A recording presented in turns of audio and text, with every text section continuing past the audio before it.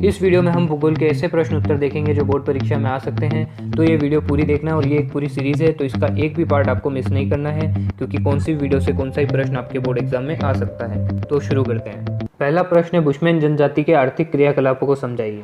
तो आपके दूसरे पार्ट में 4 जनजाति है, उन चारों में से किसी एक जनजाति का आर्थिक क्रियाकलाप तो आता ही है, और उसमें सबसे महत्वपूर्ण बुशमैन जनजाति का आर्थिक क्रियाकलाप रहता है। तो बुशमैन जनजाति का आर्थिक क्रियाकलाप समझाने के लिए आपको 4 बिंदु याद होने चाहिए। पहला आखेट, दूसरा भोजन, तीसरा वस्त्र और चौथा निवास। ये 4 बिंदुओं में आपको इसको समझाना है।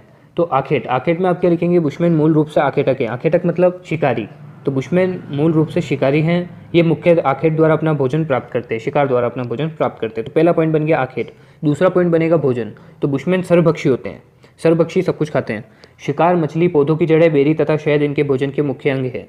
तीसरा पॉइंट है अपना वस्त्र। बुशमैन बहुत ही कम वस्त्रों का उपयोग करते हैं। पुरुष मुख्य तिकोनी लंगोट तथा स्त्रियां चोगा पहनती है, चोगा जिसे क्रॉस भी कहा जाता है। चौथा पॉइंट है निवास। बुशमैन चट्टानी गुफाओं में शरण लेते हैं, खुले में कड़ी टहनियों, घास और जानवरों की खालों से गुंबदाकार झोपड़ियां बनाते हैं। आपको केवल ये 4 पॉइंट्स याद रखने हैं। अंदर का तो आप अपने हिसाब से भी लिख सकते हैं, पर ये 4 पॉइंट आपको इस उत्तर में डालने हैं आर्थिक क्रियाकलाप में। तो कौन सी भी जनजाति के आर्थिक क्रियाकलाप आए उसमें आपको आखेट, भोजन, वस्त्र और निवास 4 पॉइंट बनाने हैं और उसको एक्सप्लेन करना है। तो चलते हैं अगले क्वेश्चन की तरफ। अगला क्वेश्चन है, तीर व तारा ग्रामीण अधिवास के प्रतिरूपों का चित्र बनाइए। तो इसमें हमें 2 चित्र बनाने हैं, एक तो तीर प्रतिरूप ग्रामीण अधिवास और एक तारा प्रतिरूप ग्रामीण अधिवास। तीर प्रतिरूप ग्रामीण अधिवास का आप चित्र स्क्रीन पर देख रहे होंगे। तो उस चित्र में सिंपल सा है, इसमें तीर जैसी आकृति बन गई। आप जो डिब्बे देख रहे हैं वो घर है, तो इन घरों से ही ग्राम बन जाते हैं, और ये तीर जैसी शेप में दिखते हैं हमें। तो तीर जैसे दिखते हैं इसलिए हमने इसे क्या कहा? तीर प्रतिरूप ग्रामीण अधिवास, क्योंकि ये तीर जैसी आकृति बना लेते हैं। ऊपर से जब हम देखते हैं ग्राम की आकृति को तो हमें ये तीर प्रतिरूप में नजर आते हैं, तो इसलिए इसे हम क्या कहते हैं? तीर प्रतिरूप ग्रामीण अधिवास। और अगला है तारा प्रतिरूप ग्रामीण अधिवास, उसका भी चित्र आप स्क्रीन पर देख रहे हैं। तो वो चित्र तारे की तरह बन जाता है, तो इसलिए इसे कहते हैं तारा प्रतिरूप ग्रामीण अधिवास। इसमें भी जो डिब्बे हैं वो घर हैं। तो चलते हैं अगले क्वेश्चन की तरफ। स्थानांतरित कृषि की समालोचना कीजिए। तो स्थानांतरित कृषि की समालोचना, पहले समालोचना का शब्द आप समझ लीजिए। समालोचना का मतलब आपको इसमें क्या बताना है?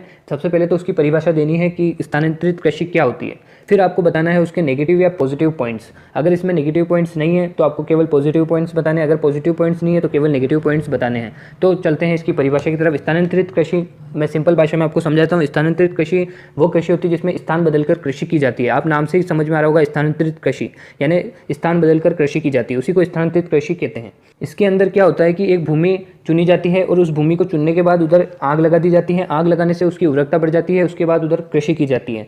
पर यह कृषि सिर्फ 2-3 वर्ष तक की चलती है, क्योंकि इसकी उर्वरकता सिर्फ 2-3 वर्ष तक की भूमि की रहती है आग लगाने के बाद। तो इसके बाद मतलब वो भूमि किसी काम की नहीं रहती है, फिर वो अगली भूमि चुनते हैं। इसे ही स्थानांतरित कृषि कहते हैं। इसका जब हम नेक्स्ट पॉइंट बनाएंगे तो उसमें बनाएंगे स्थानांतरित कृषि वनोन्मूलन के लिए उत्तरदायी है। वन उन्मूलन के लिए क्यों उत्तरदायी है? इसमें वन क्षेत्रों की बड़ी भूमि में वन विनाश होता है, अतः इस प्रकार की कृषि पर रोक लगानी चाहिए। तो चलते हैं अगले क्वेश्चन की तरफ। अगला क्वेश्चन है, अम्लीय वर्षा के 2 कारणों का वर्णन कीजिए। अम्लीय वर्षा के 2 कारण निम्न प्रकार हो सकते हैं। पहला कारण है ऑटोमोबाइल या कोयला या जल विद्युत संयंत्रों के कारण वातावरण में सल्फर डाइऑक्साइड का बनना। सल्फर डाइऑक्साइड बनने से अम्लीय वर्षा होती है। तो पहला पॉइंट क्या हो गया? ऑटोमोबाइल या कोयला या जल विद्युत संयंत्रों के कारण वातावरण में सल्फर डाइऑक्साइड बनना। दूसरा पॉइंट हम बना सकते हैं, ताप शक्ति गृह जहां पर बिजली बनाने हेतु भारी मात्रा में कोयला जलाया जाता है, तो इस वजह से भी अम्लीय वर्षा होती है। जैसा आपको पता है कि कोयले से बिजली बनाते हैं, तो ताप शक्ति गृह जहां पर बिजली बनती है तो वहां पर भी अम्लीय वर्षा होने की संभावना रहती है। अगला प्रश्न है, भारत में नगरीय जनसंख्या वृद्धि के कोई 4 कारण लिखिए। पहला पॉइंट इसमें हम लिख सकते हैं, ग्रामीण क्षेत्रों में रोजगार के अवसर कम होने के कारण लोग शहरों की ओर पलायन करते हैं। सिंपल सी बात है, गांव में रोजगार के अवसर कम है तो लोग नगरों और शहरों की ओर जाते हैं। तो दूसरा पॉइंट इसमें बनाया जा सकता है, नगरों में भौतिक सुख सुविधाओं की उपलब्धता के कारण ग्रामीण लोग नगरों की ओर आकर्षित होते हैं। जैसे कि भौतिक सुख सुविधा में भी हम इसमें बता सकते हैं कौन कौन सी भौतिक सुख सुविधाएं, जैसे मनोरंजन के साधन शहरों में नगरों में ज्यादा होते हैं। दूसरा, इंटरनेट सुविधा ज्यादा रहती है उधर, तो इस वजह से भी हम ये कह सकते हैं कि नगरों की ओर ग्रामीण लोग पलायन करते हैं, तो इससे उधर की जनसंख्या बढ़ती है। तीसरा पॉइंट इसमें बन सकता है, नगरों में उच्च एवं तकनीकी शिक्षा की सुविधा भी पर्याप्त मात्रा में उपलब्ध होती है, तो इसलिए भी लोग उधर आते हैं, नगरों की ओर बढ़ते हैं। परिवहन एवं संचार साधनों की तीव्र विकास से भी नगरीकरण बढ़ा है। और परिवहन और संचार से कैसे जनसंख्या वृद्धि होती है नगरों की ओर, तो ये भी आप देखिए, जैसे 10 लोग गाँव में रहते हैं, तो 10 लोग गाँव में रहते हैं, उधर परिवहन के साधन अच्छे नहीं है। अगर परिवहन के साधन उधर बन गए, उसमें से 10 लोगों में से एक जना नगर की ओर जाता है और फिर वो वापस इधर आता है अपने गाँव की तरफ, तो वो उधर नगर की तारीफ करता है कि नगर में ऐसा ऐसा ऐसा है, तो वो 9 लोग भी उधर जाना चाहते हैं, तो वो भी उधर जाएंगे, तो उधर जनसंख्या बढ़ेगी। ऐसे ही संचार से क्या होता है कि लोगों को पता चलता है कि नगरों में ऐसी ऐसी चीजें हो रही है, तो जब हम अखबार में पढ़ते हैं कि नगर इधर मॉल है, इधर ये है, गांव के लोगों को भी इच्छा होती है कि हम नगरों की ओर जाएं, पर नगरीकरण इससे बढ़ता है। अगर आपने यहाँ तक वीडियो देखी है तो मैं आपको एक बोनस पॉइंट देना चाहूंगा। बोनस पॉइंट ये है कि अभी हमने जो प्रश्न पढ़ा, भारत में नगरीय जनसंख्या वृद्धि के कोई 4 कारण बताइए,